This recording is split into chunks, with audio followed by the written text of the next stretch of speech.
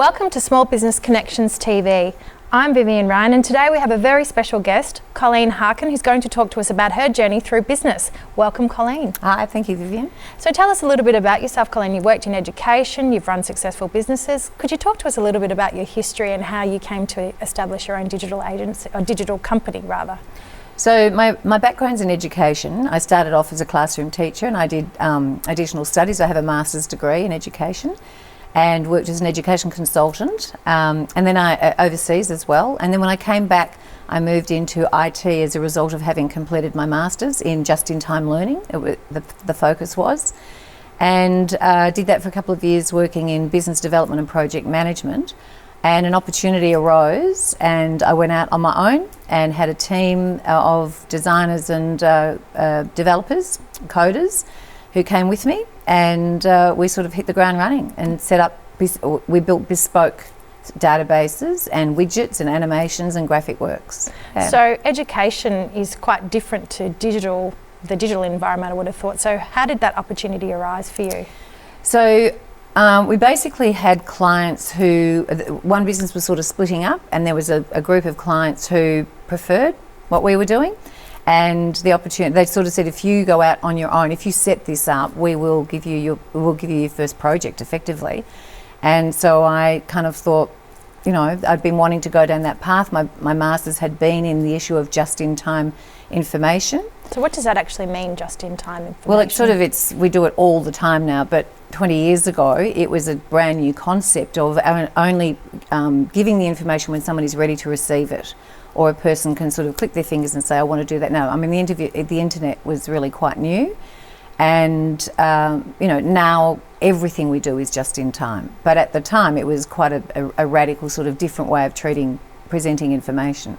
Understood. So tell me, you know, you were given this opportunity. What advice would you give to somebody who would be thinking about starting their own business? Obviously, with COVID now, there's a lot of people that are sort of moving away from what their traditional experience is and trying to start something new, working from home. What advice would you give to someone who's considering starting their own business? Yeah, I think there's a lot of people who are sort of looking at changing their life, working differently after COVID. For me, one of the mistakes I made was possibly running into it a bit too quickly and not setting up processes well enough, that a couple of years later that actually came back to bite me a little bit. We had the opportunity of selling that business and being rolled into another one, and to be honest, I was a bit concerned about, if you scratch the surface, it wasn't really set up well enough to sell it. And I think once you hit the ground running and you get going, you don't really ever have the time to look back and redo things. So, you know, if you're too busy to do it now, when will you ever be not busy to go back and visit it? But I think just sort of try and take a quick breath. Don't miss the opportunity, but be a little bit planned about getting it set up well to start with, the foundations. And, you know, process is a word that's used really often. Could you give me a little bit more of an intricate detail as to what you would have done differently in terms of what that process would have looked like if you could have gone back to do it again? Yeah, it's a good question, because then and now is quite different too. There are different tools that you have access to now that help that process to be a little bit easier and interconnected.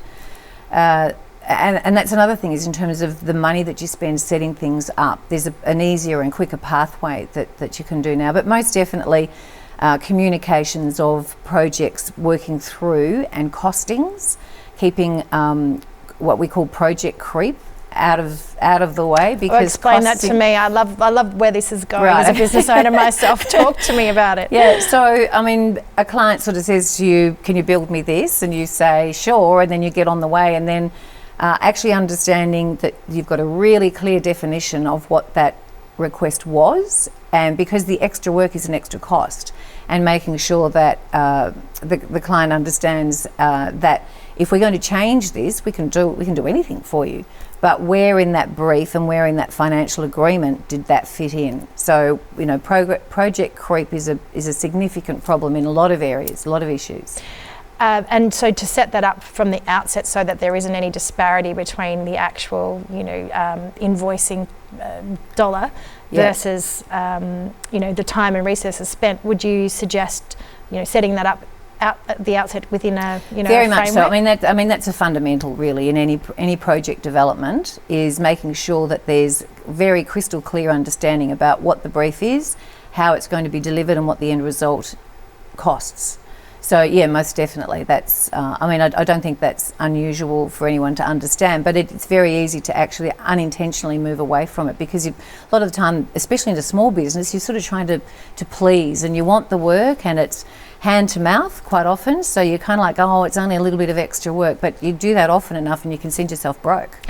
And you as a business owner are acutely aware of the time and energy versus output.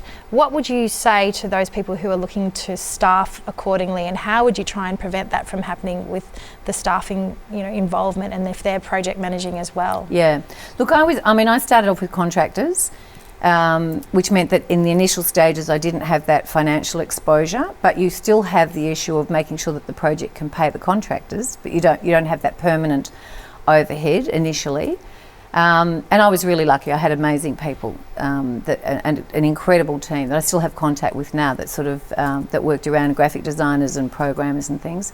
But that overhead and that worry of the cost of keeping it all together is really significant for small business owners. It really is, and then your waging costs, your wages, on top of that, and making sure that you can account for every dollar spent. I mean, bringing in contractors is a great way to do it, because that they're allocating every hour that they're spending on a particular project. Was there any concern with them taking the IP away from you at the same time, given that they weren't really invested in your business per se, or was that not a concern? I mean, I didn't have that problem. We were a really tight, good team, but it is an issue for other people, I think. I mean, I've heard of people sort of, ensuring contract confidentiality and protection of IP. I guess it depends on what you're doing, but that all comes back to whether you've actually got your eye on employing good people. Because if you've got great staff, staff is the biggest headache really for most people. So if you've got good staff who you can trust and you can rely on, then I don't know that you have too many of those problems down the track. And over the journey of time, how many staff did you employ? There's always only about a team of 8 or 9 of us. I think 9 was probably the largest nice we were ever at. Yeah, Mm. so it was small. It was really, I won't say hand to mouth, because we got much better at it, but most definitely in the beginning it was that project, that invoice, pay it out. It was very quick turnaround in things, but it never got very large, although we got very large clients.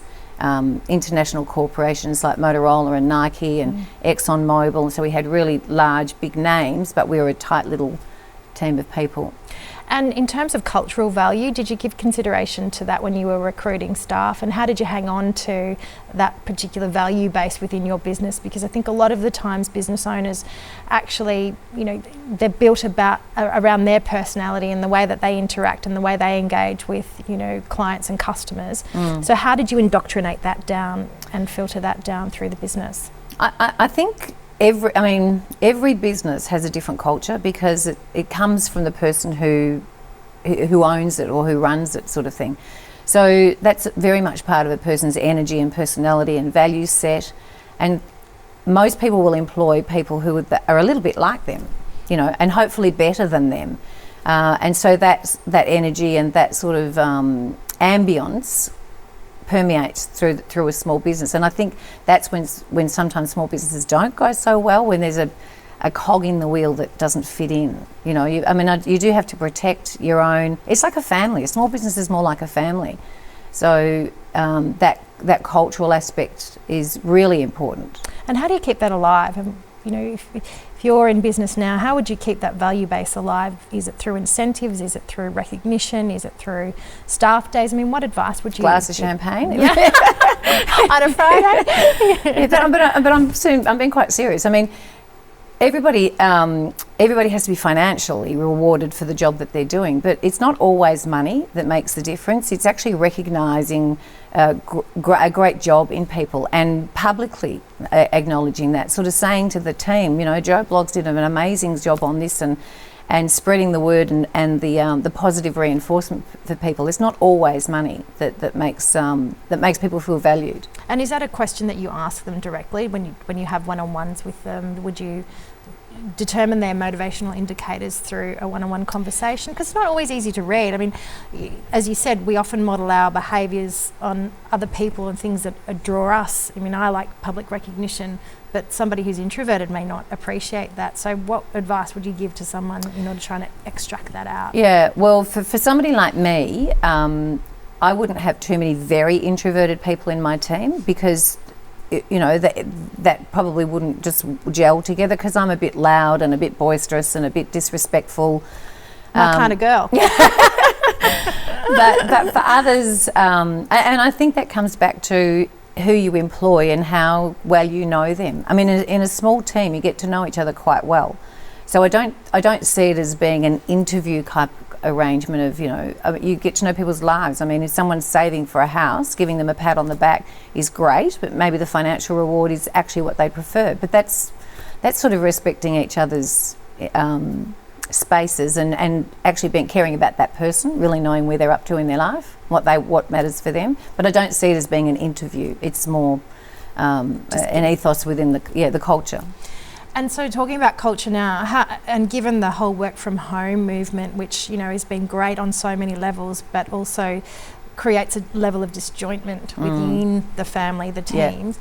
Yeah. What would you say to that at this juncture for business owners and with staff that do want to work mostly from home? I mean, do you have a view on that? I think it's really hard, because working from home has been a real bonus for a lot of people.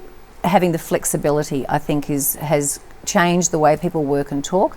The challenge with that is working together as a team really requires people to feel and understand each other. So having that face-to-face contact and having that social time together, having the drinks, as they say, around the water cooler, that actually helps people work together better. So finding that balance as a team, whether you have, I don't know, maybe every Wednesday everybody comes in or whatever it is, but I do think that the face-to-face is important. And obviously, Colleen, times have changed over and over again in the last little while. What do you think the future of small business looks like moving forward? Well, I mean, the future is bright. I do believe that. And small business is the engine room of Australia. I mean, it's so much a huge part of the economy. And I think that people are moving back to local, sort of that idea of supporting local businesses. There's a lot of impetus for people to sort of get up and try something different and have that go, because you spend a long time doing things that you didn't really love to do, and now's the opportunity to be a bit more flexible and have a go at it. Fantastic. Well, Colleen, thank you so much for joining us here on Small Business Connections TV. We look forward to seeing you again in the future. We wish you all the very best. Thank you. No problem. Thank you.